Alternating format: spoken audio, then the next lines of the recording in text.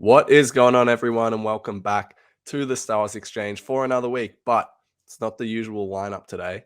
We've got a substitute in for Mike because Mike is off doing, living his life, got personal matters to deal with.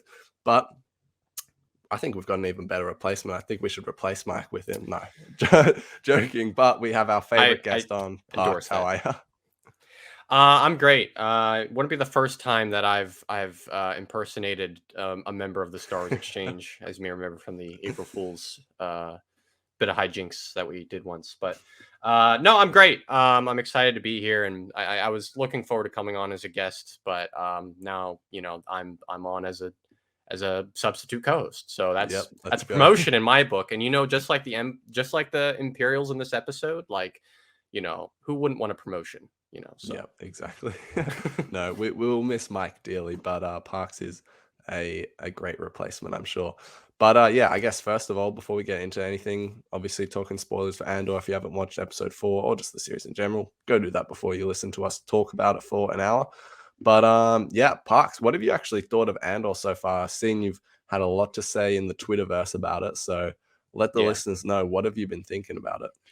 I think the show's fantastic. I mean, I've been on here a couple different times. You know the kind of Star Wars I like. The Clone Wars is like my absolute favorite thing. Of course, it's Mm, large. A lot of that is because I grew up with it, but I think what I appreciate a lot about the Clone Wars as an adult is like not that it's like sort of the platitudes that usually get attributed to Clone Wars, where it's like dark or mature, or there's war crimes, that whole thing, but. mm, uh More so, what I love about the Clone Wars is how it like leans into like characters and perspectives that you don't typically get in the films, and through those characters and perspectives, like you get to sort of explore these, I guess you could say, deeper truths about humanity, about society, about like politics and civilization and all the kinds of stuff that Star Wars tends to touch on. And what I love about Andor is that it's very much operating in that same space where it is like you're getting the perspectives of people like the Pre-Mor authority, like Cyril Karn, and the whole corporate police thing going on. You get the lives of these uh, uh, blue collar workers on Ferrix, and that is such an atypical perspective for Star Wars. And we're seeing the rebellion, but we're not seeing it in the way that we're used to seeing it. We're seeing it through someone like Luthen, who kind of lives a double life. Everyone's kind of living a double life, honestly. All these characters, and with that, like I think there's some very salient like political commentary in this show. I think there's some great parallels you can make with real world imperialism. I love that a lot of the show is sort of dialogue driven. I mean, this past episode, I don't think there was a single action scene. The most exciting thing that might have happened was when those TIE fighters swooped yeah. by. Otherwise, like it's all dialogue driven, and I'm Mm. I'm hanging on every word of it. Like it's so well written, and everything has a purpose, and the production is fantastic. Like every frame has depth, the sets are great. Oh my god, Mon Mothma's house is I want Yeah. to live there. Yeah, that's um awesome. and yeah, it's just it feels like it's like so different. It's like what you guys said last week. Like it's so different from any other Star Wars thing, but also it is so fundamentally Star Wars to its bones in what Mm, it's mm. talking about and who these characters are. And it's very consistent with sort of the stories at this during this era. Um, so which is very cool. So yeah, I absolutely love it, and I think Tony Gilroy is doing a fantastic job with it. Like I'm blown away. I can't. I every week I'm like, God, I just want to watch the whole show now. You know, No, I feel that. And that's I mean, to get into this episode specifically, that's something I sort of started to realize with this one is for me personally, like I completely agree. I love that it's dialogue driven. It's not just in your face action like, something like the Book of Boba Fett or whatever. But yeah, yeah, I think this week's episode kind of showed me this show is going to be a little bit hard to watch week to week, I think, because yeah, I think the first chunk of episodes were so good because we got to watch them together. Whereas this is going to be like even slower because it's going to be because it's quite literally going to be distributed slowly. But what do you think of that? Because I yeah. felt I would like have. I was a bit not I wasn't displeased after the episode, but I was just like, it feels like I watched the first like 40 minutes of a movie and they were like, all right, pause. Now wait a week. You know what I mean? I felt that way too. It kind of reminded me a little bit of like the old days with Clone Wars, or I guess even a little bit with Bad Batch, where obviously I think what's this is delivering a bigger serving week to week. The episode's longer, and I think there's just more purpose behind a lot of what's going on minute to minute. But yeah, like I think they talked a bit in early press about how this show would sort of be sort of rolled out in these arcs. Yeah. And I almost wonder, like last week was fantastic because you had a complete story, but then I really was excited for what was coming next. And Mm, now that we're getting into what I presume is another arc, like, it's exactly what you said. Like, it feels like they're hitting the pause button. And so it's going to be kind of hard to get through. And I mean, maybe hopefully certain episodes stand a little bit more on their own than others, but this yeah. one definitely I was excited about a lot of things here, but then I was like even more excited about, oh man, I really want to see this Mon Mothma dinner scene. I really want to see them Yeah. infiltrate the garrison. Like, I want to Yeah. see that stuff. And I know it's coming. I know we're going to get it. Yeah. Yeah. Yeah. The show's not holding that from us. It's not like Book of Boba Fett where, oh, there's a war coming every week. Like, Yeah. this is part of the story it's telling. It's just um I guess it's just I guess the best way to put it is like it's a good problem to have where Yeah. I'm excited for what's next, but you gave me something substantial in the meantime. Yeah. 100%. And well, yeah, I guess let's just talk about it. What did you actually think of this week's episode itself? I thought it was super interesting. Coruscant was absolutely the highlight. I mean, there's so many sort of like, point at the screen. I saw something I recognized. I clapped moments in Star Wars to recall in any of the recent like 2 3 years, especially as far as like Mandalorian or Book of Boba Fett's concerned. And it's hard to sort of rival how excited I was when I saw Cad Bane in live action, but seeing Coruscant in live action again for the first time in however long it's been, that was like, 17 years. Yeah. yeah, that was a highlight for How sure. crazy That is was that? awesome. Yeah. Um, but yeah, I love how we're escalating things a little bit. We started off with this town on Ferrix with these workers and the Yeah. corporate Yeah. police.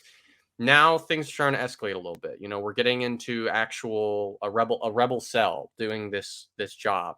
We're getting into the ISB in Coruscant, and they're sort of, you know, um, sort of workplace politics, I guess you could say. We're getting into Luthen's sort of double life as this like art collector, and we're getting into Mon Mothma. So we're starting to escalate things, and it's all like super interesting. Mm, Um, and I like this episode. Like, this stands out, I think, more than the previous three. But I really like the feeling that all these different players we're seeing, they're all sort of living two lives, or they're all wearing a mask, so to speak. mm, All the rebels sort of have a cover. Andor's going by Clem, um, yeah. and you can imagine all the other rebels there. That's not their real name. And then Mon Mothma, of course, is having to play this game on Yeah. Coruscant. Same thing with Luthen. So, and Yeah. and even the ISB agents, like, they have a job, but then someone like the woman we meet, Dedra, like, has her own sort of agenda. So Mm. there's a lot of things, a lot of pieces being put out on the board, I guess, is a good way of putting it. Yeah. Yeah, definitely. No, I agree with you. I think something that was refreshing in this episode that was lacking in the first three, which I think was fair enough, was just kind of like the scope, the I didn't feel like there was any like galaxy changing stakes, which there didn't need to be, but this episode finally introduced it. We finally saw the Empire, and we're seeing like the roots of the rebellion with Yeah, Mon Mothma, all that sort of stuff. Of course, going to Coruscant, like I like to call it, like the center of the galaxy. So, yeah, yeah, I think this was a very solid episode. And but as I said, it's hard to watch. It's going to be hard to watch these week to week. But yeah, some for one of the sure. characters that I really liked this episode, I recognize the actor from the end of the effing world. I'm not sure if you've seen it on Netflix. His name's Oh, that's where Alex he's from. Walther. Wow. Yeah, yeah, It yeah, was yeah. driving me nuts. I was like, I know I've seen you in something before. Yeah. Like, I clocked the one guy as I don't know if you've seen the Punisher, but No. in that show he has a sidekick named Micro, and that was the one rebel guy with the blue eyes. who woke up Uh, the guy from the end of the effing world. oh, okay, okay, okay. So yeah, that's fun, man. I couldn't Yeah. believe. Yeah, his character was great. I really liked his I character. know. I loved at the end when they were like looking at the model and the one of the rebels went to like touch it and he was like, "Oh no, it's so fragile." Like I was like, "Oh my god, Yeah, this guy is I such a love sweetheart." I love little stuff like that, and Yeah. it's just it goes to show like you know the subtle ways characters are like fleshed out here. I think that I wrote down some Yeah. of the character names because there's just so many in the I show. know. His Last week character I couldn't remember a single name. it's so hard. Yeah. Uh, I think his name is Nemec or Nemec. Yeah. And I like that when we introduce him, like he's asleep on the job. They name drop like Saw Gerrera and like Mm. the little Mm. things where the show doesn't turn to the camera and go, "You remember Saul Yeah. from Rogue One and Clone Yeah. Wars and Bad Batch?" But then he's got that whole thing with the board. He's talking about the sort of Starfall event, and I think when they're debating, Clem's loyalty, like they mention, he says as long as he believes in the cause. So like you get the sense that this guy is like he's the type of rebel that's like a dreamer, like Yeah. he's Yeah. caught up in the little sentimental stuff, and Mm. that's just like a super subtle thing about how he's differentiated from the other characters. Yeah.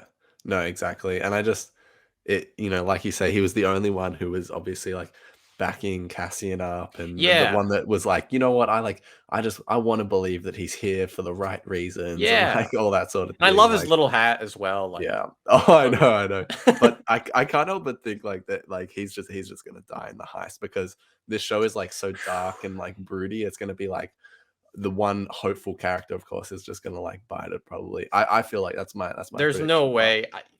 It's yeah. depressing because I hadn't thought about that at all. I was just thinking Yeah. about, man, I'm excited to see this mission. I wasn't even thinking about, but you're right. Like, there's no way all these characters are coming back from that Yeah. alive. There's Yeah, at no least way. half of them are gonna go. Like the way they're setting it up, which it's gonna be so cool to see. Like what just Oh, to talk yeah. about this whole episode, what a setup this has had. Like I couldn't be more excited to watch this heist, but also the dinner party. That is gonna be awesome. And I think people who like, obviously know every little detail about everything. You hear names like I wrote it down. Where was it? Slimore. Yeah, Like the how Umbaran cool lady is or that gonna whatever. be? Yeah. Yeah. Yeah. And they Like say the Vizier, and if I'm not mistaken, that's referring to Masameda. I Um, think so. Yeah. like she says, the Vizier's friends. We're probably not going to see Yeah. Masameda. I mean, it's You possible, never but know. You never yeah, know. that's Yeah. true. Um, Yeah. yeah, it's so cool because I mean, I know there's been some quotes thrown around about how the show doesn't have Easter eggs, blah blah blah. But that is like, dude, there are so many in this episode. Just gotta Like look for him. Yeah. so many planet name drops. So many like Ricotta was name dropped, and that's a species from the Knights of the Old Republic video games. And they've been mentioned like here and there in like some of the books, but like this is the first time they've had an on-screen mention. So I was like, I was pointing at the screen. I was like, that's uh but yeah, no, yeah, like the dinner scene, yeah, that's gonna be crazy, and Yeah. especially from what we've seen of Mon Mothma's character so far. Yeah, 100%. And speaking of little Easter eggs, I haven't actually looked too much into what there was. I heard there was a lot, but there was two that I saw getting thrown around on Twitter. There was Starkiller's helmet was in there, which is pretty cool. Yeah, that was cool. Yeah, Sam Witwer was tweeting about that this morning. And You then there was yeah. also the like that concrete slab from Rebels that Ezra had with all their Yeah, like hands from the Mortis yeah, gods. Yeah. it raises a lot of questions. Yeah. Not like the show is gonna answer any of them. That's just for Yeah. us Star Wars fans to obsess about, but, Yeah. um, yeah, the Mandalorian armor in there was obviously a cool little Yeah. thing to see always. Oh, there was some other stuff in there. I feel like that was like Yeah. I There know was a lot. I think someone mentioned pointed out like a Calicori, kind of like what Hera has. Not Oh, really? Hera's Calicori, but it's in Yeah, the one of background them. somewhere, which is cool. Yeah, that's cool. Yeah. But yeah, anyway, that's kind of our overall thoughts. We already started getting into the episode, but let's Yeah. go back to the start and talk about what was happening there. So, first of all, I did not expect to pick straight up from episode 3 because I kind of just assumed that the arcs when they were done, they'd be like a small time jump, but no, we were straight back into it Hmm. with Cassian. And yeah, he pretty much he needs to be convinced to, go fight the Empire. He thinks any, fight against any Imperials is just a joke at this point because, there's no hope. This is a pretty classic Star Wars tale where, Yeah. they think it's not worth it. And then eventually we know Cassian is going to jump on board with the Rebel Alliance. But then yeah, Luthen's got to convince him to pretty much join. Does it through money. We also hear Cassian talk about fighting in Minban as a 16-year-old, Yeah. which of course is from Solo, a Star Wars story, Hmm. which is a crazy like crossover almost. Like who would have thought Cassian and Han were in the same battle? And also, it just makes me think. Like I remember watching Solo, thinking that's like Minban, whatever. Yeah, Imperials fighting Imperials, kind of like in Umbara. It's just a classic. Like, yeah, we get it. The Empire is evil, but I don't know. I just feel like there's more to that. Like, and I just appreciated that it got shouted out here. What did you think of it? It's so interesting because yeah, again, like that, I was like, that's the battle from Solo, and like you said, Mm, Imperials fighting Imperials, but like it adds like this new layer to Cassian Andor for me that I wasn't really like I hadn't even considered before. Where yeah, like not only someone could have resent for the Empire for like hundreds of reasons just from living in this time as we've seen, but yeah, there's another thing for Cassian in that, he's a soldier and there's a perspective that comes from, you know, fighting for something as a conscript. And in some cases, like, the truth of a lot of, people who enlist in real life is sometimes they're doing it because it's their best like financial option, and yeah, you Cassian was raised by scavengers, and so it's for me like I saw that sort of look into his character as like, man, like, so this is something he did because he probably was one of his best options, and it was pretty much pointless. Like it was an yeah. imperial insurrection thing, and it was terrible, and there wasn't many survivors from it, and you can see how that can like really disillusion someone with like everything going on. Oh yeah, Um, and yeah, I love the dialogue between Luthen and Cassian here, and I love Luthen sort of just getting like you can tell he's recruited other people before just from the way he yeah, talks to Cassian. Like he's speaking to a very like a common denominator of, as he says, like hate for what's going on. But I like that he's also sort of punching up with that a little bit. Like he's, mm, giving Cassian a choice. He's never forcing any of this on him. And he's giving him, he's laying out his options for him. He's even paying him. Like he's putting a mm, lot of trust in him. And to me, that's just so interesting because Cassian could leave this at any time, but he's been given this opportunity, and I think that's going to allow like Cassian being allowed to choose that is exactly what Luthen's looking for, because that is going to secure someone like Cassian for the rebellion that much more. If he can go, this is something I'm choosing. So yeah, in short, I love their whole interaction, and yeah, the think that Han Solo and Cassian Andor might have been on the same battlefield. It's another one of those cool Star Wars things where it's yeah. like, man, Star Wars moment. wild, because they're both like one guy helps steal the Death Star plans, the other guy blows up the Death Star. Like Yeah, who would have thought? exactly. Yeah, Paths align. But yeah, from there we kind of move on to Coruscant. We see the ISB, which is pretty cool because we never yeah, really have been like so involved with it like that. And we see obviously the Empire just took over, the corpos from the first 3 episodes, which I was just so confused about watching the whole time because I just wasn't tapped in with what was going on. But yeah, what did you think of actually getting into the ISB? Because it's not what I expected in the sense yeah. of, well, actually I loved like the round table scene. I thought that was fantastic. That was like so imperial. Like it just couldn't Oh, have been more in your absolutely. face, but like in the best way. Yeah. Um, but yeah, what did you think of getting involved in the ISB? Um, I mean, fascinating for sure. Because we've seen the ISB in different forms. Of course, you have Orson Krennic. Am I Mm, wrong? Is Callus ISB as well? yeah, I believe so. Yeah. So, like I said earlier, with like consistency to other Star Wars stories, like yeah, what Callus is doing is what they're describing here. It's that that moment Mm, where I wrote down this other character's name. Not like it matters. They're just the head ISB guy, Partagas. yeah. Um, their whole thing is he has a great analogy. He says we're healthcare. We're looking for symptoms. We're trying to snuff out illness, stuff like that. Yeah. And that's the same sort of things that Callus is saying in Rebels, where he's like, I'm here to snuff out like any Mm, potential signs of insurrection or rebellion or anything like that.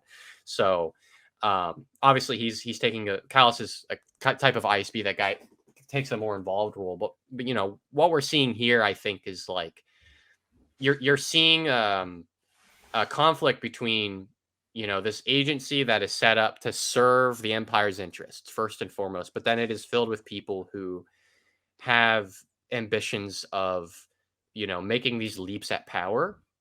And so it's a bit of like I don't know what the right analogy for this would be, like a pack of wolves. Like you Yeah. have sort of different things going on. You have all these different officers trying to sort of impress the main guy.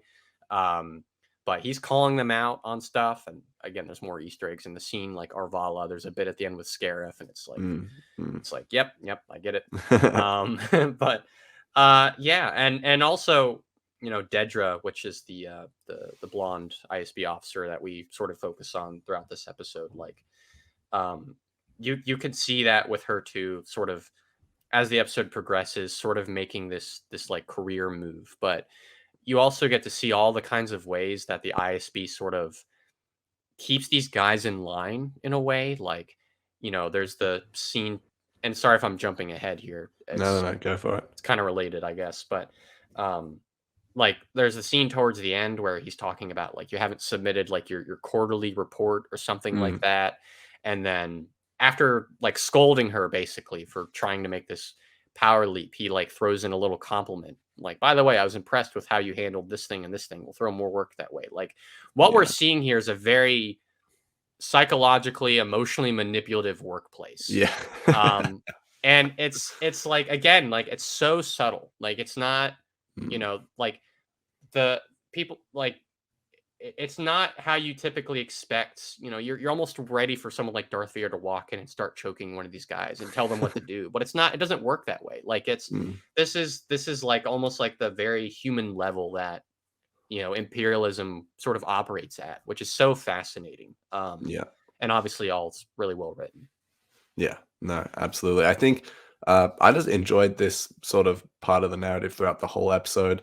As you said, it's just an emotionally manipulative workplace. Like it's just Yeah. that's just how it is.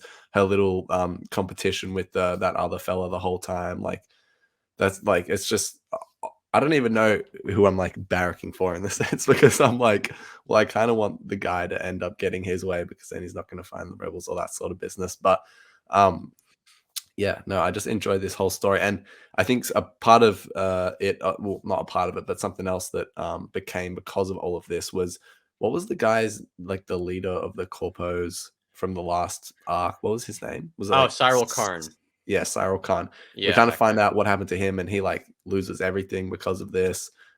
His position, he ends up going back to Coruscant and visiting his mother, who I guess he's going to stay with, who slaps him and hugs him. It was a very interesting interaction, but we're Yeah. definitely not done with that character. It seems like, um, yeah, I'm not sure what even to think of this. I don't know how it's going to play out, but I assume that his storyline is going to weave in with the woman from the ISB. That's just what it seems like. Well, that's what it seems like they're setting up. He is on Coruscant, and Yeah, I think it's hard to quite like connect the dots this early on until we get more context. But yeah, to me, that character seems like someone who has like, kind of similar to Dedra. Like, he has clearly these ambitions of sort of rising up in the yeah, ranks. Of course, when we see him, he's only like a corporate officer, and he's a bit pathetic, a bit, takes his job to the absolute extreme.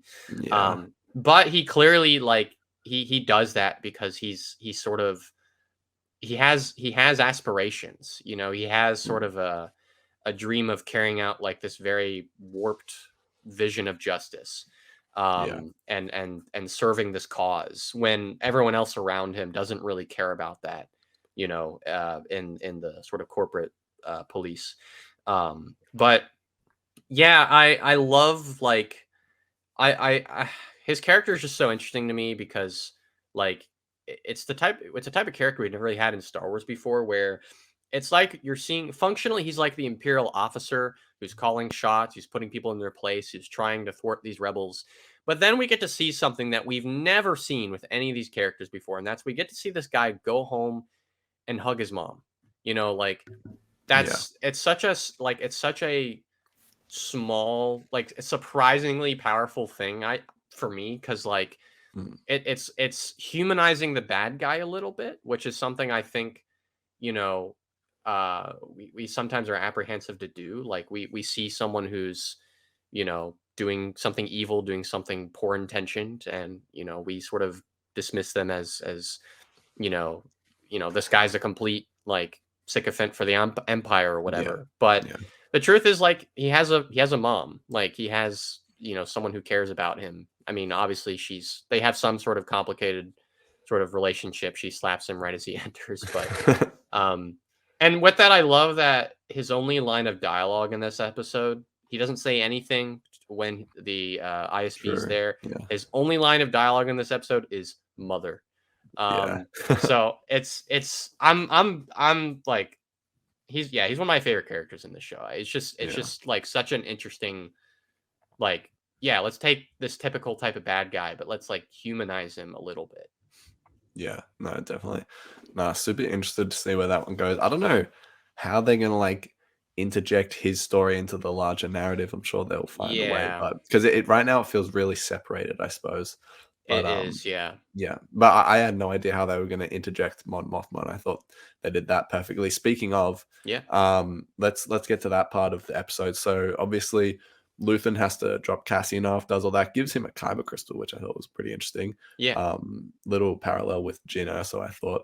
That's a good point. Yeah, Yeah, but what I really was found super fascinating was like Luthen putting on his disguise. He's got his wig, and I'm wondering who's the real Luthen here? Like, what's his real identity? Is this yeah. what he's like? Like, is that what he's usually like selling Hmm. antiques on Coruscant, or is he this like rebel leader that he's sort of posing as? Like, I don't know. Because as you said, a lot of people in this show seem to be living like some sort of double life.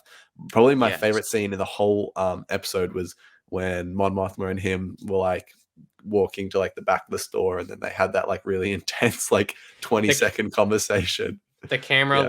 like shifts a little bit, and as it is like as it passes past like Mon Mothma's back, his whole expression is like, "Are you coming through or not?" Yeah, yeah. Like No, whoa, exactly. But yeah, yeah, I don't know. I'm like that. Yeah. Also, by the way, as we said before, so many like things to point at and look at in his shop. But also Mon Mothma, not really what I expected, but also at the same time exactly what I expected, in the hmm sense that yeah, she was out here, a strong sort of rebel leader. The thing that really threw me off guard was when I guess the person that works for her in her house who was preparing the dinner, she sort of like had a crack at her. You know what I mean? Like she was like, now what'd she say? that's Like, right. get out of the room or whatever. And I Yeah, was like, yeah, that's not very heroic of you, Mon Mothma. I thought you were no, trying to yeah. save the galaxy or whatever. But anyway, but then at the same time, let's talk about the scene in the shop first and the whole Luthen thing. What do you think of like his whole disguise and his double life?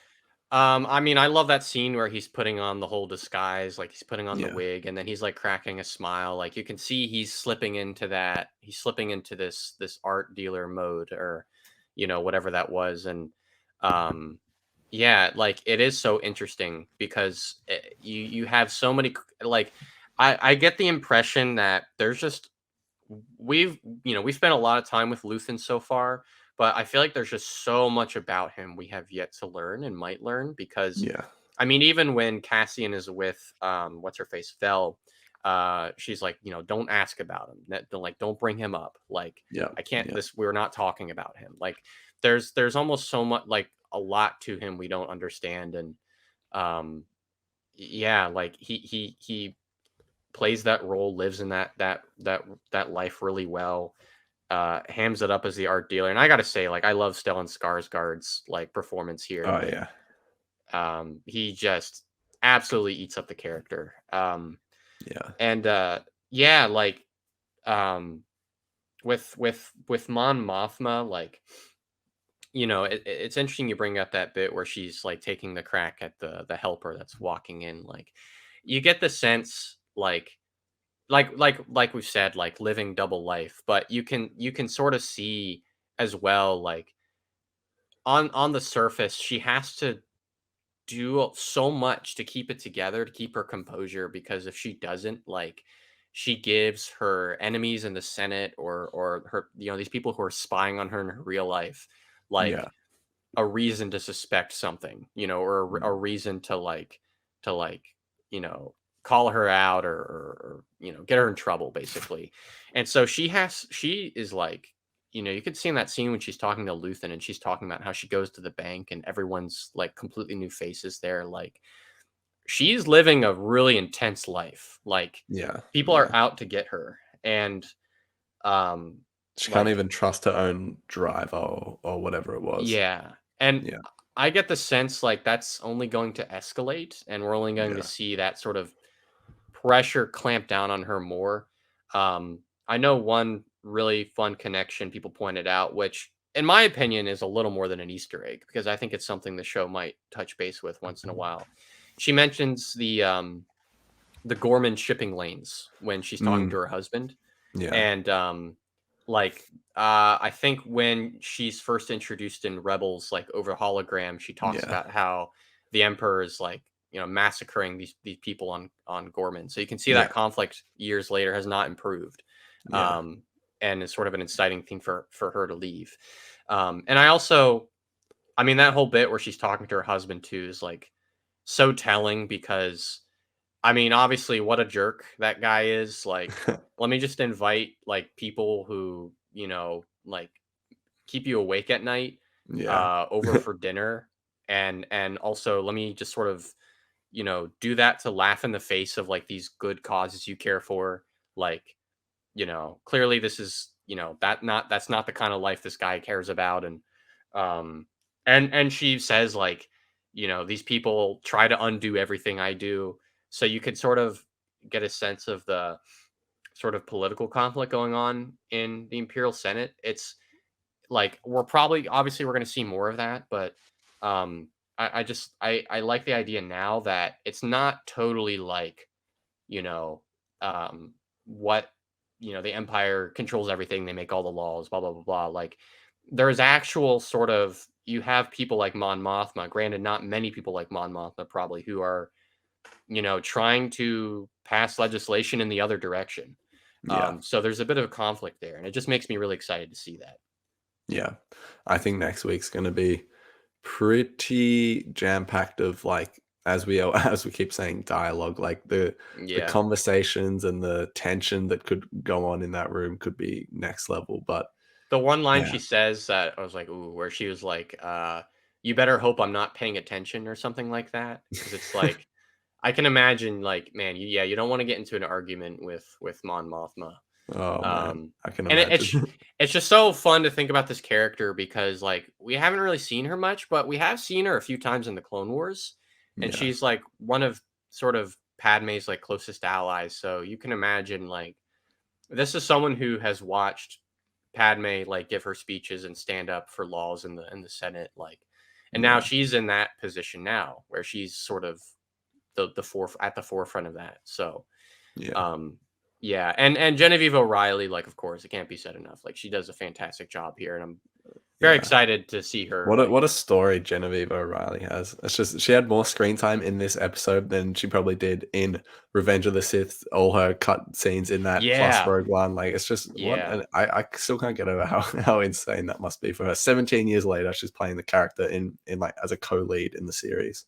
and when she signs on for that character, it's not like oh, like I'm gonna be having a whole spinoff with this character years from now, but like that's Yeah, what's happened, which is wild, and she's crushing it, which is yeah. awesome. Oh, she is definitely crushing it. Yeah. Is there anything else you want to touch on the episode before we wrap it up? I want to touch on Coruscant a little bit because obviously, like, it was super cool seeing it, but like, I think you know one of my favorite things about it, and again, this is just highlighting just how everything about this show is just chef's kiss.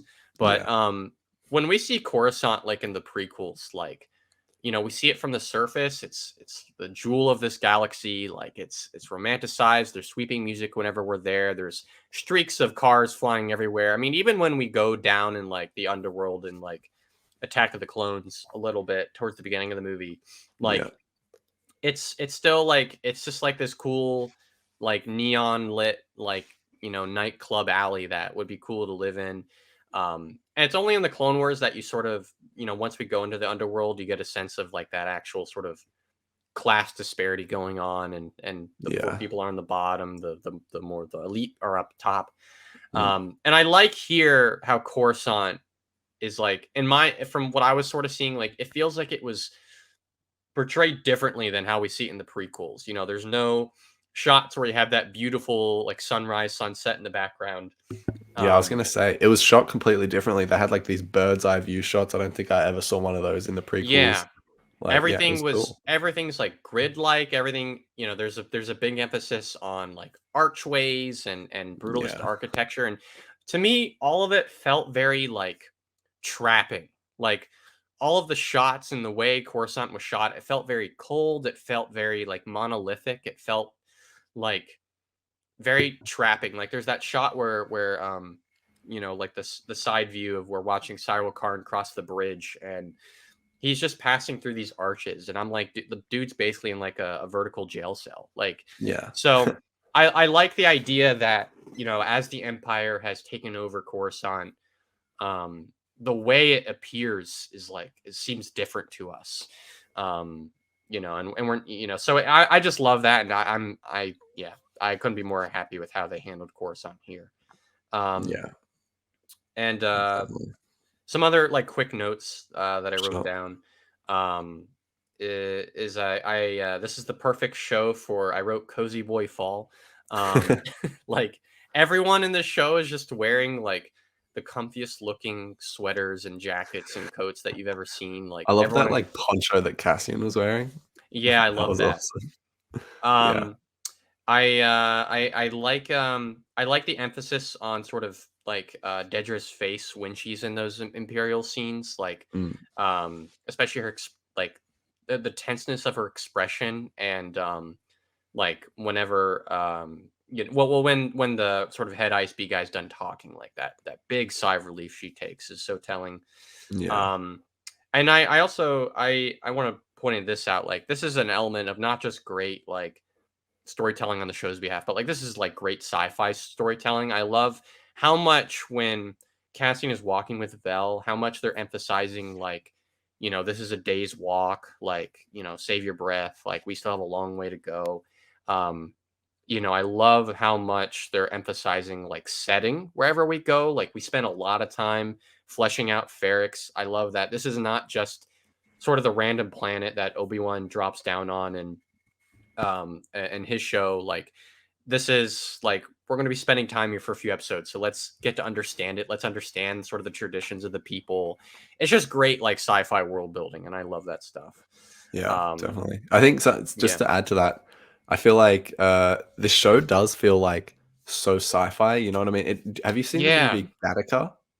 what is it again? Because I think it's called Gattaca. It's just the way that I have Coruscant not was seen it. shot with Hmm. like the big concrete blocks. I don't know. It just, to anyone that's watched that movie, please let me know because I don't know if it's just me thinking this, Yeah, but it feels so like that. Anyway, but also like, yeah, while the show does feel like so sci-fi in every element, it also just feels like I said this last week, but it's like so human. You know what I mean? yeah, Like it's telling such absolutely. like a human story, but then it has like, as the almost the icing on the cake is that all that sci-fi Star Wars aspects, but the real like Absolutely. protein of it is like being really driven by the characters. And I feel like Star Wars has been lacking that a little bit recently. So Yeah. yeah, just overall so refreshing. But yeah. It's great to see like Star Wars where the characters like are really feel really lived in the world that they're in, you know, as Yeah, opposed definitely. to, you know, these are larger than life characters that we can't possibly sort of, you know, make them feel lived in their world. I mean, we can to an extent, but whenever you point the camera at them, it's always going to be, oh, that's, you know, Boba Fett, that's Obi-Wan Kenobi. So it's cool to see Yeah. how much they're like, yeah, it's just fantastic. Yeah, absolutely. And yeah, so before we do wrap up, give us any predictions you got for the show going forward and an overall rating of episode 4. I think Cassian Andor will die at some point, probably stealing some plans for a super weapon or something. I don't know, That's a but good prediction. yeah, we'll see how that turns out. But no, yeah, I think we're gonna see that heist. I think things are gonna go wrong. Yeah. I think Cassian is going to really pull through in a crazy way. I'm very excited to see that. Obviously they're like we're going to see that sequence where the whatever they describe at the end, like the eye Yeah. or Yeah. whatever, Yeah. the eye of Aldhani. That's gonna be really cool to see. I think we're gonna see. I don't think Dedra is done making power plays. Like Yeah. we've seen Cyril Karn sort of fail his, but like I think Dedra like is her ambition's not going to stop here. I think it's going to keep going. Mm, And she's trying to make a claim for that Star Path unit. So somehow she's going to get mixed up with what Cassian is doing. I think they're going to get some notoriety, and I think there's probably hopefully towards the end going to be some efforts to bring the rebel cells closer together. It's mm. I don't know. It's crazy because there's 12 episodes, which is a lot, but also like with the pace of the storytelling, it feels like man, like I don't know how they're going to squeeze all this into a season, but I'm here for the ride. I my sort of biggest hope is just to see things escalate, to see these characters have to take greater and greater risks, and to see sort of the danger from doing that escalate as well. Because right now we're operating in a very like calm playing field. I think it's going to be really exciting to see. I mean, we haven't seen a single stormtrooper yet. That should just tell you how I didn't things even are think going. about that. Yeah. Yeah. So, Wow. um, but for now, I enjoy where it's at. I enjoy the pace of the story, and I can't wait to see where it goes. Yeah. Have you got a rating for the episode? Rating for the episode. I mean, this is my kind of Star Wars. I love it. Like this is a 9 out of 10 easily. Wow. Like Okay. I again like probably the only flaw for me is I mean right now another show I'm watching is like House of the Dragon, and with that show, like yes it is telling one big story, but each episode feels like it's complete. It's a complete thing. It's an episode of TV. Here, this definitely, like you said, it feels like part one of a movie, and so that's a thing holding it back a little bit for me where I'm watching it and then it ends and I'm like, God, like you could Yeah. I don't feel satisfied. I feel like I need to see the next thing, which Yeah. I'm gonna see it no matter what because it's great. But yeah, so I stand by a 9 out of 10. Yeah, nice. Yeah. I would say I don't really have any predictions besides obviously we're gonna see the dinner, we're gonna see the heist, but um yeah, I mean I guess my prediction is that Alex Lawther's character is probably almost definitely gonna die. But rating for the episode, I'd just say like a solid 7. However, I think it's more important the way we're gonna rate the arcs. Like the last Yeah, arc, if I'd have watched episode by episode, it probably would have been, yeah, sevens or whatever. But then when I watched it all together, I was like, okay, that was like I think I gave it like a 9 or something. So I'd yeah, say for this sure. episode by itself is probably a 7, but yeah, no, I'm just excited for next week. But One yeah, go for question it. in Yep. terms of predictions, just Hmm. because I feel like anything could go happen with this character. Do you Yeah. think Cyril Karn is gonna maybe change his ways and maybe be Ooh. someone that we might associate with good, or do you think he's gonna get back out there and try to do something even more evil, or do you think we're gonna go away from that character at some point? No, I do think we'll stick with the character. I mean, I kind of just want him to stay bad because I just already don't like him so much. He was Yeah, so unlikable in the first 3 episodes. However, I think something important to note is he's probably going to resent the Empire quite a bit right now because, yeah, they took away his job, all that stuff. he's But probably questioning his yeah, trajectory. Yeah, exactly. So he could go one of two ways. He could go, like, oh, I want to fight against the Empire, but I just don't see him doing that. He seems like someone who just he probably loves the Empire because he thinks, oh, they bring such great order and stability and all this I'd sort of say stuff. And it'd be yeah, very so hard to get someone that rule oriented out of their shell exactly, and yeah, especially anywhere going near and the joining a rebellion, like yeah, yeah, and if he does, like he will do it in the most like subtle way possible. yeah, Like if Mon Mothma's has an anti-imperial campaign, or I don't know. I'm not a writer for the show. They'll think of something more clever. Like he would yeah, he would he would like secretly throw some money maybe, but I yeah, again that's if he even goes in that direction. yeah, I was just nah, curious because yeah, no, his his future is so up in the air. yeah, for sure. I think he's gonna just try and potentially climb the ranks of the Empire at Coruscant, but all is to be revealed. But yeah, that wraps us up for today. Parks, thank you so much for coming on as the substitute. You were fantastic as always. Always glad to hear your thoughts. But yeah, where can the people find you? Of course, make sure you shout out your most recent Star Wars video and yeah, tell them. Oh yes, you can find me first and foremost on YouTube as ArTorr. My last video was on The Mandalorian. I know a lot of people watching the show are like, "Oh man, like this is way better than The Mandalorian," and it's like, hold your horses, like the show just started. But Yeah. if you love The Mandalorian as much as I do, you should go check out that video. It goes into the behind the scenes making of the show, the characters, the themes, all that stuff. The first 2 seasons. And a bit of like what that show means to me. It would mean a lot. You can also follow me on Twitter at Parks Harmon. I'm tweeting some absolute fire Andor tweets lately, so you should go check those out if I do say so myself. And then on Instagram, you can follow me Highly on recommend. Parks Harmon. Yep. Do it all. But yeah, obviously, I'm sure Mike will be back next week. If you really want to hear what he has to say Hello, about it, Mike, I'm if sure you're he's watching. Yeah, hi Mike. I'm sure he's posting about it on Instagram. Mike, leave a comment for us. We want to hear your thoughts on the episode. But Not the people he here, will Mike, be yeah. back next week. I am almost certain. But yeah, once again, thank you to Parks. Make sure you subscribe on YouTube if you're listening. Give us a 5-star rating if you're listening on the podcast channels.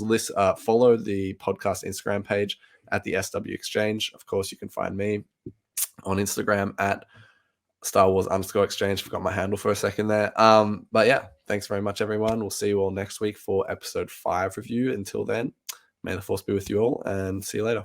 So long.